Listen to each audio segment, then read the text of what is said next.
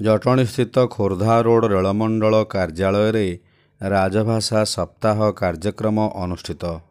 ସରଳ ଭାବଗତ ସଂଯୋଗ ସୁନିଶ୍ଚିତ କରିବା ଓ ଭାଷାଗତ ତାରତମ୍ୟକୁ ଦୂର କରିବା ତଥା ସରକାରୀ କାର୍ଯ୍ୟରେ ହିନ୍ଦୀ ଭାଷାର ପ୍ରଚାର ପ୍ରସାର ଲକ୍ଷ୍ୟ ନେଇ ଜଟଣୀସ୍ଥିତ ଖୋର୍ଦ୍ଧା ରୋଡ଼ ରେଳମଣ୍ଡଳ କାର୍ଯ୍ୟାଳୟରେ ରାଜଭାଷା ସପ୍ତାହ କାର୍ଯ୍ୟକ୍ରମ ଅନୁଷ୍ଠିତ ହୋଇଯାଇଛି।